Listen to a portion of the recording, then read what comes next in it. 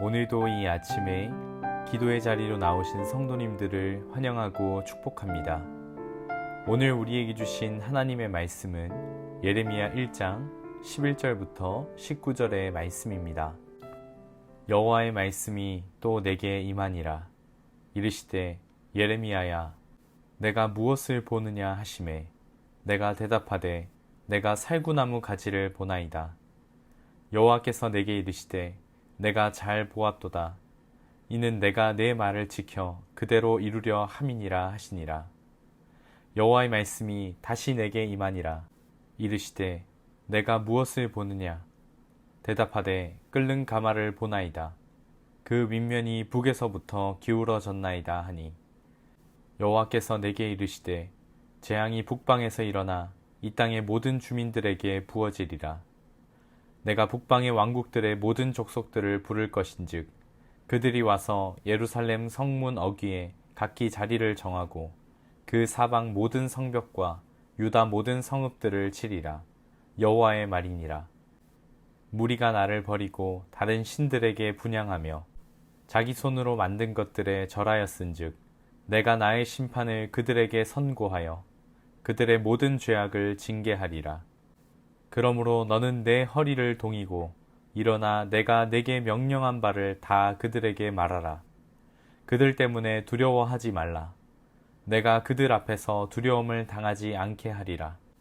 보라, 내가 오늘 너를 그 온 땅과 유다 왕들과 그 지도자들과 그 제사장들과 그 땅 백성 앞에 견고한 성읍, 쇠기둥, 노성벽이 되게 하였은즉 그들이 너를 치나 너를 이기지 못하리니 이는 내가 너와 함께하여 너를 구원할 것임이니라. 여호와의 말이니라. 아멘. 어제 말씀에서는 하나님께서 예레미야를 부르시는 장면을 보았습니다. 하나님은 예레미야를 부르셔서 하나님의 말씀을 전달하라고 하셨습니다. 그 말씀의 내용은 하나님께서 이스라엘의 죄악을 심판하시지만 그러나 다시금 건설하시는 희망과 소망의 말씀을 전하는 것이 예레미야를 부르신 하나님의 뜻이었습니다. 하나님께서는 때로는 우리에게 여러 가지 방법으로 하나님의 뜻을 보여주실 때가 있습니다. 말씀으로나 혹은 가까운 사람을 통하여 하나님의 뜻을 알게 하십니다. 그런데 우리가 하나님의 뜻에 항상 순종하면 참 좋지만 그 뜻이 내 마음에 들지 않을 때 혹은 내가 손해를 봐야 할 때에는 우리는 그 말씀에 순종하는 것에 망설여지게 됩니다.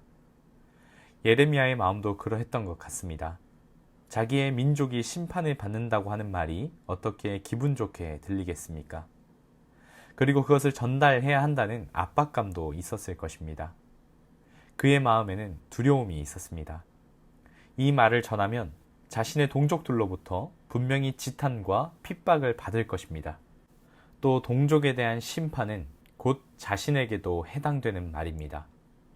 그러나 하나님은 특별한 방법을 통하여 예레미야로 하여금 하나님의 말씀을 전하도록 등을 밀어주십니다. 11절 말씀입니다. 여호와의 말씀이 또 내게 임하니라. 이르시되 예레미야야 내가 무엇을 보느냐 하시매 내가 대답하되 내가 살구나무 가지를 보나이다.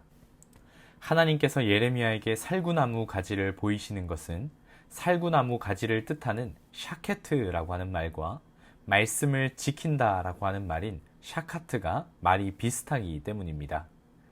즉 예레미야는 살구나무 가지를 볼 때마다 하나님이 하신 말씀을 연상하게 되는 것입니다. 하나님의 말씀은 반드시 이루어질 것이다 라고 하는 것을 보여주시기 위함입니다.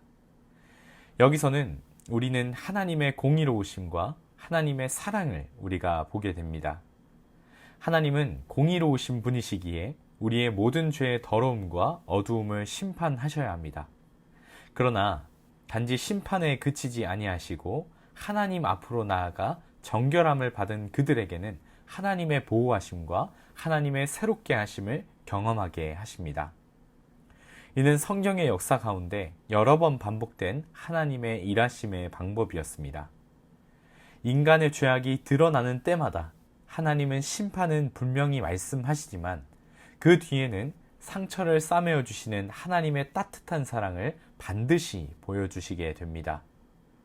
더 깊게 나아가서는 그 심판조차도 하나님의 사랑이라는 것을 발견하게 됩니다. 지금 이스라엘 백성들은 하나님께서 끓는 가마솥과 같은 바벨론을 들어 이스라엘 백성들을 심판하겠다고 하셨습니다. 왜냐하면 이스라엘 백성들은 하나님을 믿지도 아니하고 자기가 만든 신에게 절하고 있고 예배도 지키지 않는 그 모든 것들을 다 갈아엎어서 하나님께서는 새 일을 행하시겠다라고 하는 겁니다. 완전히 그들을 갈아엎어 하나님의 사랑과 하나님의 의로움에 대하여 갈망하게 하고 또 의에 목마르게 하여 하나님께 구원을 부르짖게 만들어 가신다라는 겁니다. 하나님은 살구나무 가지라는 것을 통하여 거기까지 말씀을 신실하게 지켜 나아갈 것임을 말씀하고 계시는 것입니다. 거기까지 나아가는 이스라엘의 미래뿐만 아니라 지금 그것을 보고 있는 예레미야의 미래마저 어둡습니다. 두려울 것입니다. 고통스러울 것입니다. 예레미야가 울면서 애가를 쓸 만큼 슬프고 괴로운 일입니다. 그러나 믿음으로 견디는 자에게는 하나님의 구원하심을 반드시 경험하게 됩니다. 18절과 19절입니다. 보라, 내가 오늘 너를 그 온 땅과 유다 왕들과 그 지도자들과 그 제사장들과 그 땅 백성 앞에서 견고한 성읍, 쇠기둥, 놋성벽이 되게 하였은즉 그들이 너를 치나 너를 이기지 못하리니 이는 내가 너와 함께하여 너를 구원할 것임이니라. 여호와의 말이니라. 아멘. 하나님의 말씀을 신실하게 믿고 기다리는 자에게는 하나님의 구원을 약속하십니다. 성경에서 믿음이라고 하는 단어는 히브리어 에무나에서 견딤이라는 의미가 포함되어 있습니다. 믿음이라는 것은 기다림이고 견딤이라고 하는 것입니다. 하나님의 일하심이 나타날 때까지 믿음으로 견딘다는 것이죠. 하나님은 오늘도 살아계셔서 우리에게 말씀하십니다. 구원을 경험하게 하실 것이다. 그런데 거기까지 나아가는 과정은 분명히 고통스러울 것입니다. 고난이라고 하는 것은 작은 것이라고 할지라도 고난은 고난으로 다가옵니다. 그런데 그 고난 가운데서도 하나님의 선하신 손이, 하나님의 인도하심이 하나님의 백성을 변화시켜 나가십니다.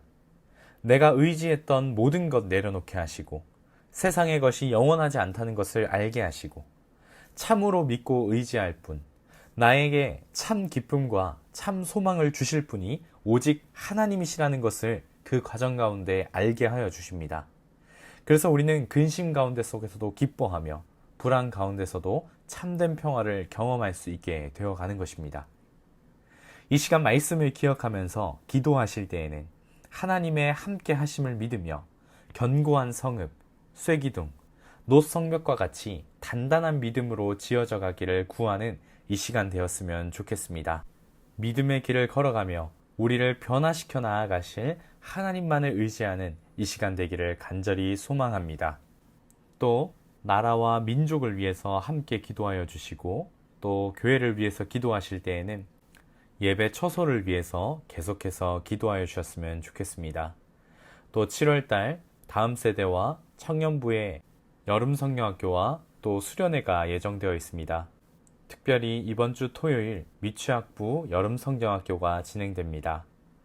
진행되는 모든 여름 사역 가운데 하나님이 함께 하여 주시고 모든 다음 세대가 하나님을 깊이 경험할 수 있는 이번 여름 사역들 될 수 있게 함께 기도해 주시며 나아가셨으면 좋겠습니다. 마지막으로는 각자 가져오신 기도 제목들을 이 시간 하나님의 손에 올려드리며 함께 기도하며 나아가시겠습니다. 함께 기도하겠습니다.